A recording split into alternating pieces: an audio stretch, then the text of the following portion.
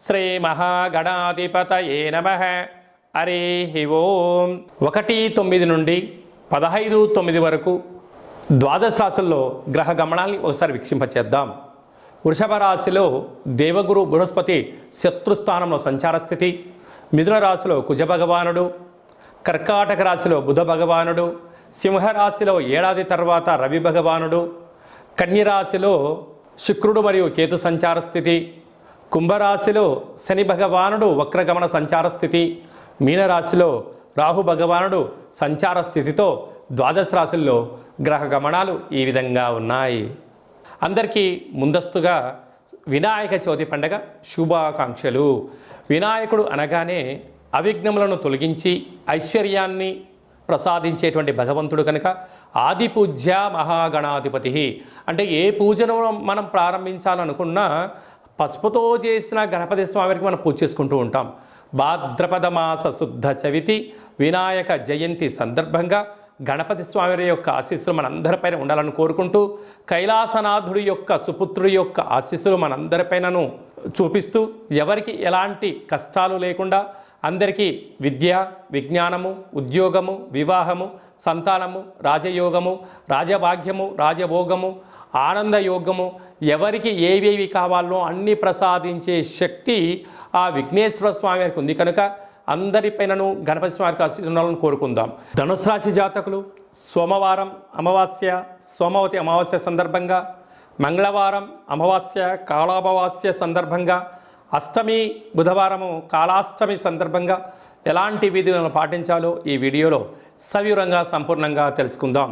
ధనుసు రాశిలో ఏ నక్షత్రాలు వస్తనగా మూలా నక్షత్రంలోని 4 పాదాలు, పూర్వాషాఢ నక్షత్రం 4 పాదాలు, ఉత్తరాషాఢ నక్షత్రంలోని 1 పాదం కలిపితే ధనుస్సు రాశి అవ్వడం జరుగుతుంది. అలాగే చాలామందికి పుట్టినటువంటి కాల సమయంలో డేటా ఆఫ్ బర్త్లు సక్రమంగా లేనటువంటి కారణం వలన పేరు యొక్క మొదటి అక్షరాన్ని అనుసరిస్తూ ఆ రాశిని తెలుసుకునే ప్రయత్నం చేద్దాం. ఏ, యో, బా, బి, బు, ధా, బా, డా, బే అక్షరాల వారందరూ కూడా ధనుసు రాశి జాతకులే.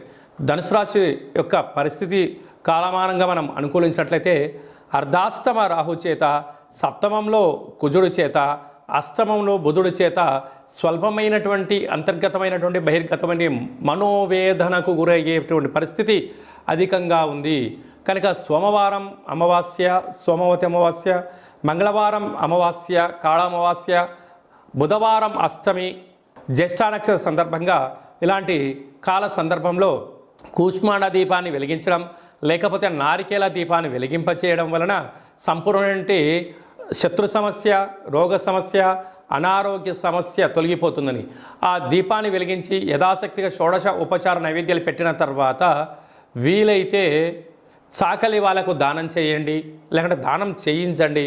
మీకు చాలా మంచి కాలము అని చెప్పి గమనించగలగాలి.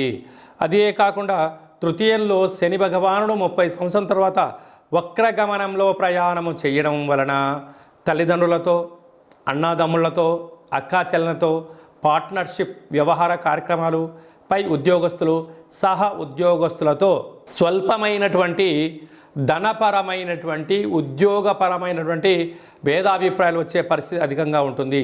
అర్ధాష్టమ రాహు ఎంత కష్టపడినా నిన్ను వెతకనివ్వకుండా అనేక మంది మిమ్మల్ని ముప్పలు తిప్పలు పెట్టే పరిస్థితి ఉంటుంది. కానీ మీరు అధైర్యపడనక్కర్లేదు. 6వ స్థానంలో గురు సంచార స్థితి నిత్యము రుణ సమస్య, రోగ సమస్య, ఉద్యోగ సమస్య, అభ్రతతాభావంతో జీవనాన్ని పొందే పరిస్థితి చాలా అధికంగా ఉంటుంది కనుక ఇలాంటి కాల సమయంలోనే దేవతారాధన, కాళభైరస్వామి యొక్క అష్టక పారాయణము, కాళభైరవ మంత్ర ఉపదేశం సాధన చేయడం వలన వీటన్ని తొలగిపోతాయని చెప్పి గమనించాలి.